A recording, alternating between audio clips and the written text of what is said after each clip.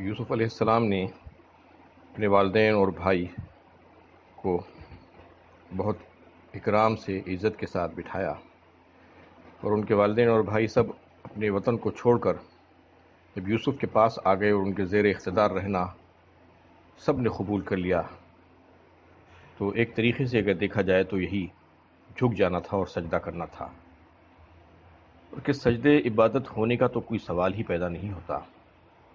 کیونکہ کوئی نبی اپنے لیے سجد عبادت کو گوارا کر ہی نہیں سکتا۔ اب سجد تعظیمی کی بات جو تھی وہ تو میں نے آپ کے سامنے پیش کی، لیکن بعض حضرات کا یہ سمجھنا ہے کہ یہ سجد تعظیمی بھی نہیں تھا، یہ بھی کہنا صحیح نہیں ہے، اس لیے کہ سجد تعظیمی کو لے کر لوگ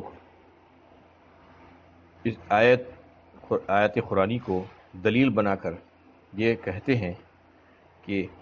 ایسا کرنا اب بھی جائز ہے۔ آیت کا غلط مفہوم لوگوں کے سامنے بیان کرنے کی کوشش کرتے ہیں اور آیت کا سہارا لیتے ہیں، پھر پیروں، بزرگوں، درگاہوں اور بادشاہوں کے لیے سجدہ تعظیمی کو روا رکھنے کے قائل ہو گئے۔ مغل بادشاہوں نے بھی اپنے لیے سجدہ تعظیمی کی رسم جاری کی تھی، لیکن شیخ احمد سرہندی نے اس خلاف شرع رسم کے خلاف زبردست جہاد کیا۔ بہرحال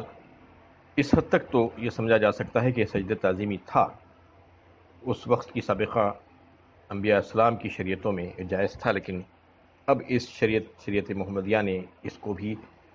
حرام قرار دے دیا، اس لیے کہ شرک کے تمام دروازوں کو بند کرنا ضروری تھا کہ قیامت تک اب کوئی نئی شریعت اور نئی نبی آنے والے نہیں تھے کہ لوگوں کی اصلاح ہو سکے۔ یوسف جس وقت مصر کے حاکم مقرر ہوئے تھے اس وقت وہ تخت کے مالک نہیں بن گئے تھے، بلکہ رسمی طور پر بادشاہی تخت کا مالک رہا،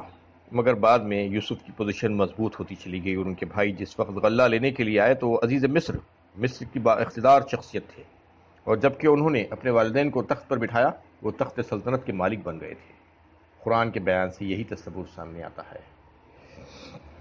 اب دیکھیے کہ آیت کے اگلے حصے میں جو کہا جا رہا ہے وَقَدْ أَحْسَنَ بِي إِذْ أَخْرَجَنِي مِنَ السِّجْنِ وَجَاءَ بِكُم مِّنَ الْبَدْوِ مِن بَعْدِ أَن نَزَغَ الشَّيْطَانُ بَيْنِي وَبَيْنَ إِخْوَتِي، یعنی جب یوسف علیہ السلام نے اپنے والدین کے ساتھ بیٹھ کر اپنی سرگزشت بیان کی، اگر کسی کو اتنا مصائب کا سامنا کرنا پڑے جتنے یوسف علیہ السلام پر پڑے، اس طویل جدائی اور مایوسی کے بعد ملنے کا اتفاق کس قدر روئے گا اور رلائے گا،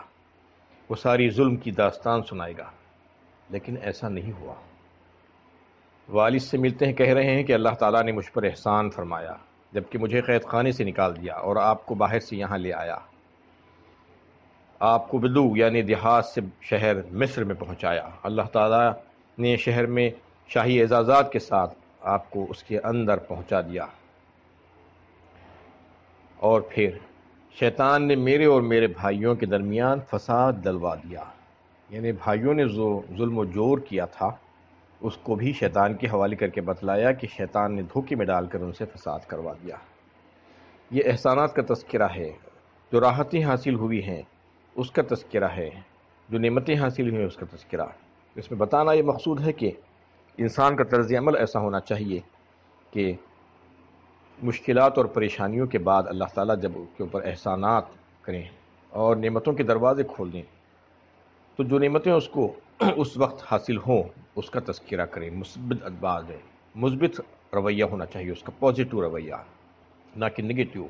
وہی پرانی پریشانیاں، مصیبتیں، تکلیفوں کو یاد کر کر کے رو رہا ہے،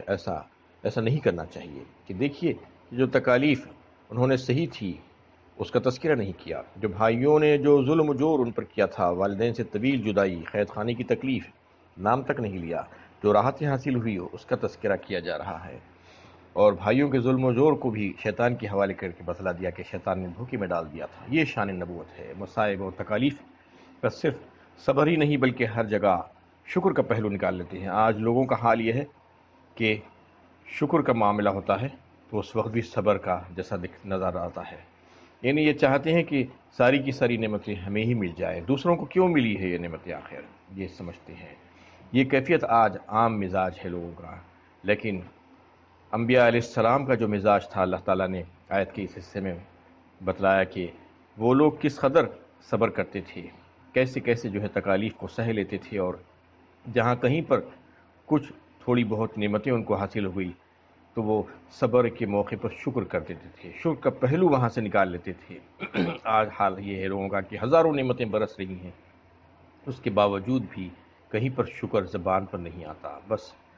شکایتیں ہی رہتی ہیں، شکوے ہی رہتے ہیں، مصیبتیں پڑ جانے کی جو ہے ایک انبار لوگوں کے سامنے جو ہے لگا کر رکھتے ہیں۔ ان الانسان لربہ لکنود، فرمایا اللہ تعالیٰ نے، انسان اپنے رب کا بہت بڑا ناشکرا ہے۔ اس سلسلے میں ایک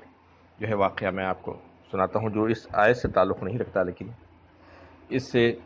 کو جو ہے سمجھنے میں آپ کو آسانی ہوگی کہ آج لوگوں کا جو مزاج ہے، جو بن گیا ہے کہ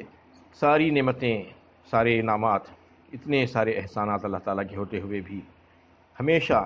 غمزدہ رہتے ہیں اور شکوہ شکایت ہی کرتے رہتے ہیں۔ ایک بادشاہ اپنے دربار میں جو ہے اپنے وزیر سے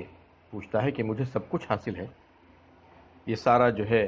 ملک میرا ہے، سلطنت میری ہے، حکومت میری ہے، اس کے باوجود میں خوش نہیں ہوں، آخر کیا وجہ ہے؟ تو وزیر اس کو مشورہ دیتا ہے کہ میں آپ کو ایک فارمولہ بتاتا ہوں جس سے آپ کو خود پتہ چل جائے گا کہ آپ خوش کیوں نہیں ہیں۔ کہا کہ آپ ایک تھیلی میں 99 اشرفیاں ڈالیے اور اس پر لکھیے 100 اشرفی، اور اس کو لے جا کر اپنے ایک حکومت کا جو کام کرنے والا ایک ملازم ہے اس کے گھر کے باہر، دروازے کے باہر رکھ دیجئے، اور تھوڑی سی آواز کر دیجئے تاکہ اس کو معلوم ہو جائے کہ کوئی باہر آیا ہے۔ بادشاہ نے ایسا ہی کیا، 99 اشرفیاں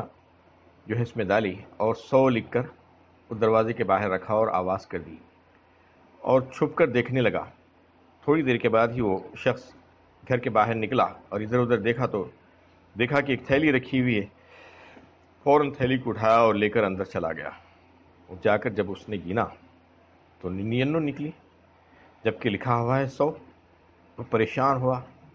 فوراً باہر بھاگتا ہوا آیا اور تلاش کرنا شروع کر دیا چاروں طرف کہ آخر ایک اشرفی کہاں چلی گئی۔ سارے اپنے اہل و عیال کو بلایا، گھر والوں کو بلایا، سب مل کر ایک ساتھ تلاش کرنے لگے۔ رات بھر یہ سلسلہ چلتا رہا، تھک ہار کر جو ہے صبح میں جب دربار لگا بادشاہ کا تو بادشاہ نے دیکھا کہ وہ شخص بڑا تھکا ہوا آ رہا ہے کیونکہ رات بھر سویا نہیں تھا۔ اس نے پوچھا کیا بات ہے؟ وہ بات کہاں سے بتاتا؟ بادشاہ کو پتہ چل گئی۔ وزیر نے کہا کہ یہی فارمولہ تھا کہ آج لوگوں کا حال یہ ہے کہ سب کچھ حاصل ہونے کے باوجود بھی 99 نعمتیں اللہ تعالیٰ دے دیتے ہیں، بس ایک ہی کمی تھی، وہ کیوں نہیں مل گئی مجھے؟ میں اس کا بھی حقدار میں ہی تھا، مجھے ملنا چاہیے تھا۔ یہ کیفیت آج ہو گئی ہے، یہ مزاج بہت غلط مزاج ہے، اس کو بدلنا چاہیے۔ کہ انبیاء علیہ السلام کے واقعات میں ہمیں جو ہے یہ نصیحت ملتی ہے کہ کس قدر انہوں نے انکساری اور تواضع اختیار کی تھی، اور کیسے احسانات اللہ تعالیٰ کے جو ہے پا کر کیسا شکر ادا کرتے تھے، صبر کے موقع پر بھی شکر کے پہلو نکال لیتے تھے اپنے کاموں میں، یہ بتانا یہاں پہ مقصود ہے۔ اور پھر فرما دیا گیا آیت کے آخری حصے میں ان ربی لطیف لما یشاء انہ هو العلیم الحکیم، کہ بلا شبہ جو ہے میرا رب جو کچھ چاہتا ہے اس کے لیے لطیف تدبیریں کرتا ہے، وہ جس طریقے سے چاہتا ہے کرتا ہے، ہمیں پتہ ہی نہیں چلتا کہ وہ اس کے فیصلے کیا ہیں۔ وہ صاحب علم بھی ہے اور صاحب حکمت بھی ہے، وہ سب کچھ جانتا ہے اور وہ بڑے حکیمانہ انداز میں اپنے فیصلے کرتا ہے۔ اللہ تعالیٰ سے دعا ہے کہ اللہ تعالیٰ ہمیں صحیح علم و عمل کی توفیق عطا فرمائے۔